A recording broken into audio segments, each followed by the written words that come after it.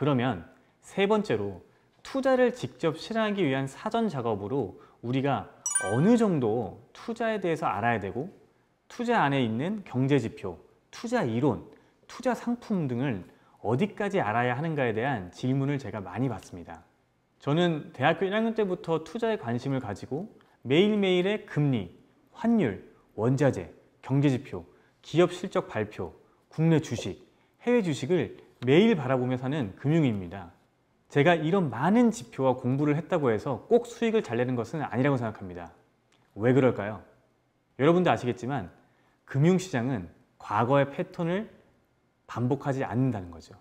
유명한 이론이 있습니다. 랜덤 워크 시어리. 어제의 주가 다르고요. 오늘의 주가는 또 다르고요. 내일의 주가도 또 다를 거라는 거죠. 이러한 불확실성이 가득한 금융시장에서 수익을 낼 수 있는 것은 결론적으로는 포트폴리오 투자밖에 없다는 제 나름의 결론을 내렸습니다. 최근에 이슈가 됐던 미국의 테이퍼링 이슈를 한번 생각해 보시죠. 테이퍼링이란 미국이 과도하게 공급된 달러를 줄이기 위한 정책적인 의사결정이었고 시장의 유동성 공급을 줄임에 따라서 금융시장은 주가의 하락을 예상했었습니다. 하지만 공교롭게도 그저께 어제 미국 시장은 사상 최고치를 기록하고 있습니다. 이 현상에 대해서 제 스스로도 반문을 해보았습니다. 돈이 시장에 줄고 있는데 왜 위험자산인 주식은 오르고 있는 걸까요? 첫 번째, 시장 참가자들이 테이퍼링의 정책적인 이슈를 불확실성 해소로 인지하고 있는 것 같습니다. 금융시장에서 가장 투자자들이 싫어하는 것은 정책의 불확실성인데요. 미국 연준 입장에서는 단계적인 테이퍼링, 내년 하반기 이후에 단계적인 금리 인상을 시사함으로써 투자자들에게 심리적 안도감을 주었습니다. 두 번째로는 미국 주요 기업들의 실적이 어닝 서프라이즈를 기록하고 있다는 겁니다. 어닝 서프라이즈란 주가를 전문적으로 분석하는 애널리스트들이 예측했던 매출과 이익보다 현재 기업의 매출과 이익이 증가하고 있는 현상입니다. 이러한 호실적에 의해서 미국 주요 지수인 다우존스, S&P 500, 나스닥은 모두 사상 최고치를 경신하고 있습니다. 결론적으로 금융시장을 한마디로 표현하면 그때그때 달라요입니다. 그러니 아무리 공부를 많이 한 금융공학 박사님도 경제학 박사님도 무조건 수익을 낼 수 있다는 보장은 없습니다. 금융시장 앞에 항상 겸손해야 된다는 거죠. 일반 투자자가 투자를 하기 위한 필수 경제 지표로 저는 네이버 금융을 활용하라고 말씀드리고 싶습니다. 우리가 매일 접하는 네이버 화면에 증권을 들어가시면 전 세계 주요국의 주가 지수, 환율, 주요 국가들의 국채 금리, 회사채 금리, 주요 원자재, 원유, 천연가스, 금 등의 시세를 볼 수 있습니다. 또한 국내 상장되어 있는 기업의 주가와 국내 ETF, 미국 주요 기업들의 주가를 확인할 수 있습니다. 저는 큰 틀에서 네이버 금융 정도를 해석할 수 있다면 투자자 입장에서 경제지표는 충분하다고 생각합니다. 추가적으로 저는 매일 아침 경제신문 구독을 반드시 추천합니다.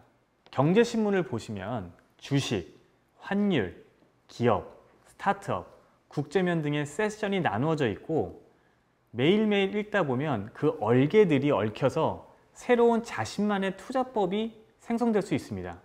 저는 아직도 경제신문을 정독하고 중요한 기사는 오려서 스크랩해 놓는 습관이 있습니다. 이러한 작업들이 하루, 한 달, 1년, 10년 쌓이면 전 세계 경제의 큰 흐름과 주가 방향성을 어느 정도는 읽게 해주는 강력한 무기가 될 것이라고 생각합니다.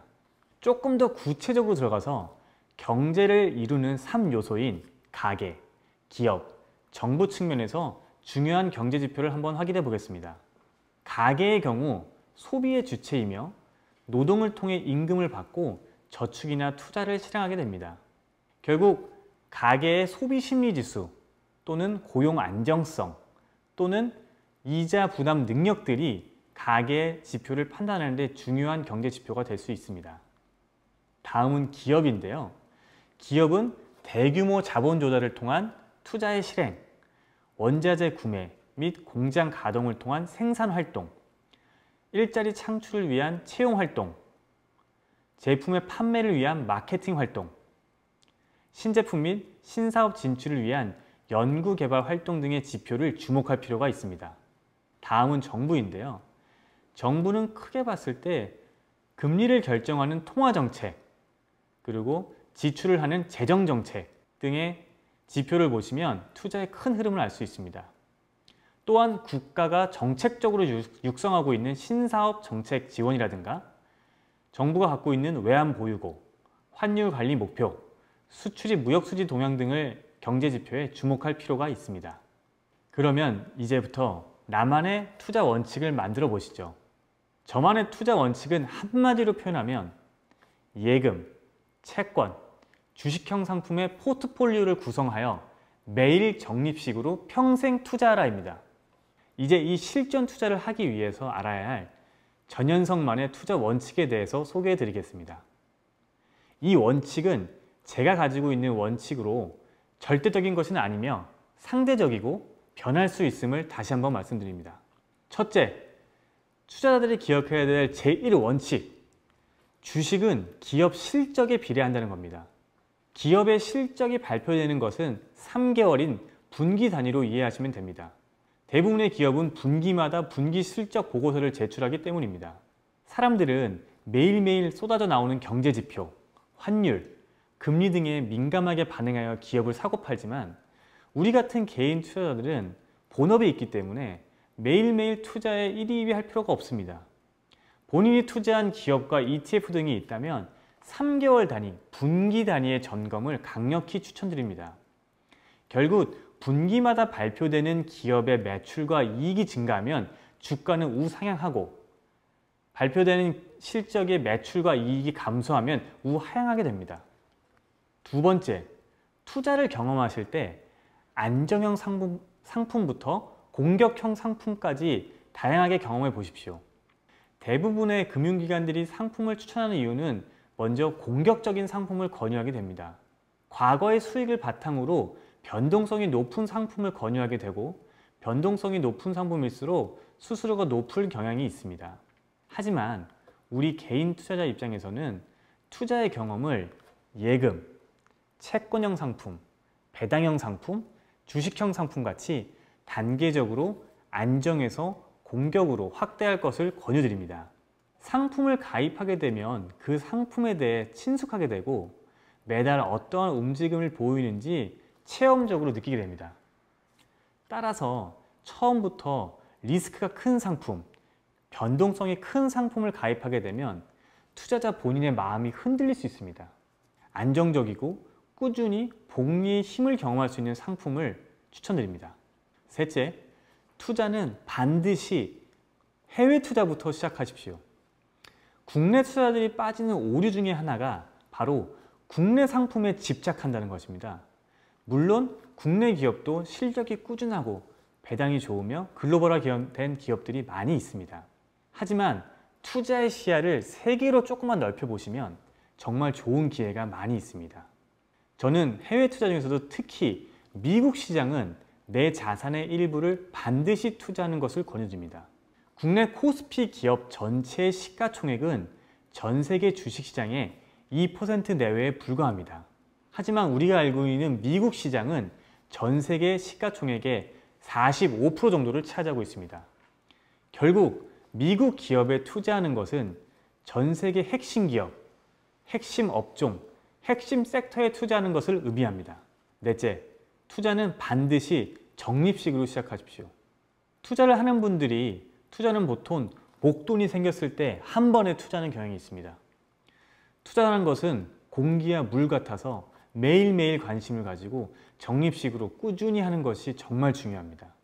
특히 저는 매일매일 작은 금액으로 투자하는 것을 권유드립니다. 한 달에 한 번 투자하는 것도 상대적으로 매일 투자하는 것에 비해서 의미가 없다고 생각합니다. 예를 한번 들어볼까요? 불과 2달 전만 해도 언론과 방송에서 많이 다루었던 중국 헝다그룹의 디폴트 위기가 있었습니다. 또한 원자재가 폭등으로 인한 스태그플레이션, 물가는 상승하지만 전 세계 경기는 침체하는 스태그플레이션 위기에 전 세계 주가가 큰 폭으로 폭락했었습니다. 하지만 2주일도 안 돼서 특히 미국 주식을 중심으로 모두 회복하였고 지금은 매일매일 신고가를 기록하고 있었습니다. 매일 적립을 했던 투자자는 폭락을 했던 시기와 회복하는 시기 모두 투자를 하면서 평균 단가를 낮추었습니다. 하지만 타이밍을 재는 투자를 하는 사람들은 싸게 살 수 있는 기회를 놓쳤습니다. 그만큼 포트폴리오를 구성하고 매일매일 적립하는 투자자는 시간이 갈수록 그 위력이 커짐을 명심하십시오. 다음은 투자 자금을 장기 자금과 단기 자금으로 분리하십시오. 우리 뇌는 이성적인 것 같지만 생각보다 이성적이지 않습니다. 본인이 산 종목이 반드시 오를 거라는 확증 편향, 과거에 손실났던 펀드들의 기억을 하는 확증 편향, 이러한 잘못된 생각의 흐름이 종종 우리의 투자를 망치게 됩니다. 따라서 저는 장기 자금, 특히 퇴직연금과 자녀분들의 미래를 위한 자금은 반드시 따로 분리해서 관리하심을 추천드립니다. 퇴직연금 같은 경우는 세액공제를 통해서 2월 연말정산 때 일정 부분을 환급받을 수 있습니다. 또한 자녀분들이 받은 세뱃돈, 용돈 등은 10년 이상의 장기 상품을 가입해서 적립하신다면 분명 좋은 성과가 있으실 겁니다. 마지막으로 반드시 포트폴리오 투자를 하십시오. 계란을 한 바구니에 담지 마라. 많이 들어보셨을 텐데요. 참 어려운 이야기입니다. 그래서 저는 333 투자 법칙을 말씀드리겠습니다. 예금성 상품의 30%, 채권형 배당형 상품의 30%, 주식 지수형 섹터형 상품의 30%를 나누어서 투자하십시오. 10%는 현금으로 들고 있으십시오. 이렇게 333 투자를 하시면 마음이 아주 편하실 겁니다. 하루하루 주가가 오르거나 내리는 거에 일입이 할 필요가 없습니다.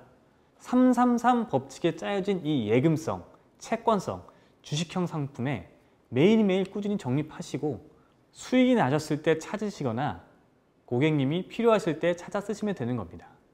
투자에 대한 원칙, 투자에 대한 정의, 투자의 방법론 등을 소개시켜 드렸는데요. 여러분들에게 조금이나마 도움이 됐으면 좋겠습니다.